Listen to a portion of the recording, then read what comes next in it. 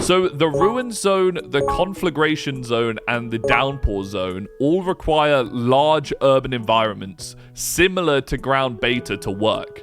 So using the same building cost calculations from earlier, each zone would have about $304 million worth of buildings in them.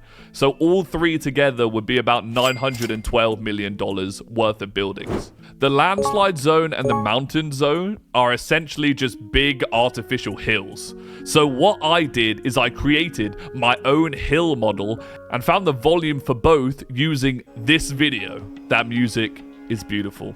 For the landslide zone, we're mostly going to be using soil because we want it to landslide. And for the mountain zone, it's basically made out of pure rock, which is going to be more expensive than soil. And this part was so crazy when I was researching it.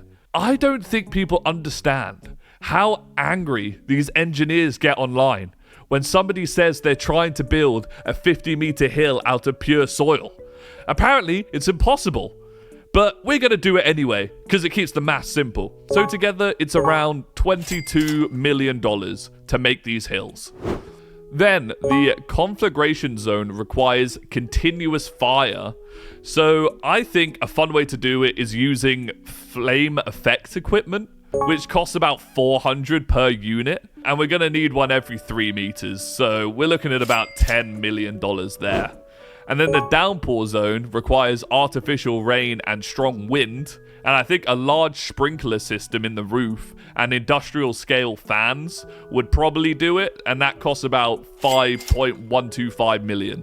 And then the flood zone requires a lake, a spillway system, which I learned about to stop it flooding, and a clay liner to stop the water leaking into the soil. Which would cost about $665,000, which was a lot less than I thought. And then the central plaza is just walkways, so let's just call that $100K. So in total, the entire U.S.J. costs about $945 million to construct.